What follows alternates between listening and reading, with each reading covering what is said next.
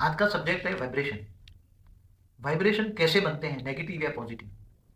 समझो कि हमारे धर्मशास्त्रों में लिखा है कि जो बड़े बड़े ऋषि मुनि हुए उन्होंने हजारों साल तपस्या की, और वो जगह पर आज भी जाओ तो तुम्हें पॉजिटिव वाइब्रेशन तुम्हें मिलेगा, शांति का अनुभव होगा, सुख शांति का अनुभव होगा। साइंस वाले ये भी बताते हैं कि आज गीता का ज्ञान जहां कृष्ण ने गाया था 5,000 साल पहले, तो वहां ऐसे मशीन रख दें तो 5,000 साल पहले जो कृष्ण ने बोला था वही आवाज में कृष्ण की फोटो के साथ तुम वो सुन सकते हो।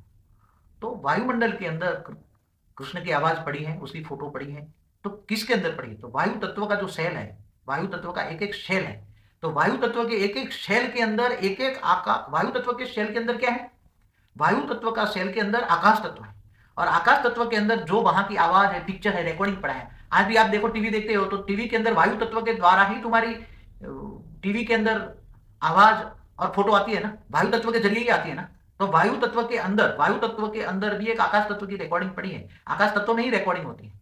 आकाश तत्व माना स्पेस, स्पेस में रिकॉर्डिंग होती है, उसके ऊपर वायु तत्व होता है। तो अरबों खरबों साल पहले भी धरती पर जो वायु तत्व पड़ा है, ऋषि मुनियों का पॉजिटिव योग शक्ति पड़ी है, तो वो किसमें रिकॉर्डिंग पड़ी है? वो पॉजिटिव वायु तत्व के अंदर, आकाश तत्व के अंदर रिकॉर्डिंग पड़ी है, इसलिए धरती के नजदीक वो रह जाते हैं, वो वायु तत्व के सेल, और उसके अंदर पॉजिटिव रिकॉर्डिंग पड़ा है। इसलिए कोई भी लाखों साल के बाद भी तुम वहां जाओ तो तुम्हें सुख शांति का अनुभव होता है। और ऐसा मशीन निकालो तो उसके अंदर लाखों साल की भी आवाज रिकॉर्डिंग किसने की, कैसे की, उसकी फोटो के साथ तुम्हें इमेज हो सकती है। वही प्रूफ देगा कि कृष्ण वही है, प्रूफ देगा कि देवी देवता कृष्ण हुए, है, देवी देवता हुए महाभारत हैं, हुआ है, रामायण हुआ है। महाभारत हुआ है, रामायण हुआ। राम को हुए 8,69,70 साल हुआ, त्रेता के अंत में हुआ। राम ने भी 12,000 साल राज किया था। तो आज धरती को हुए कितना साल हुए? धरती को हुए ब्रह्मा के 100 साल की ये ब्रह्मांड है, एक ब्रह्मांड ब्रह्मा का 100 साल है। तो ब्रह्मा का एक दिन बराबर धरती पर 1,000 चतुर्युग होते हैं। तो ब्रह्मा का दूसरा पराग चल रहा है, दूसरा का पराग का मनवंतर का 8वां दिन, मनुष्य का 8वां चल रहा है। तो कितनी धरती को हुए? करोड़ों, मतलब 1-2 अरब साल तो हुए ही हैं कम से कम।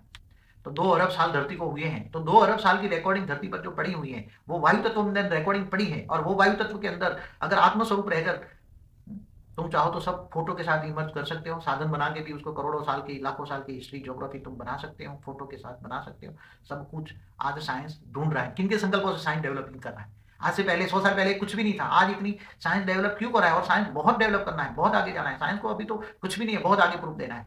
दुनिया वालों को प्रूफ देना है कि ये दुनिया कुछ भी नहीं है, धरती तो 100 की 9 बराबर है, दुनिया बहुत बड़ी है, अरबों खरबों सूर्य, महासूर्य। तो ये सब समझने की कोशिश करो। वायु तत्व के अंदर, एक सेल के अंदर कितनी शक्ति है। वायु तत्व का एक हाइड्रोजन ले लो, हाइड्रोजन से हीलियम में परिवर्तन होता है तो सूर्य की अग्नि पैदा होती है। और हीलियम के अंदर इतनी, एक हाइड्रोजन का एक हीलियम के अंदर इतनी एनर्जियां होती हैं कि ये एनर्जियों को फ्यूज ऑन करो, उसको जलाओ तो इतनी एनर्जी पड़ी है। तो ये एनर्जी से साइंस भी मानते हैं, पावर से, पदार्थ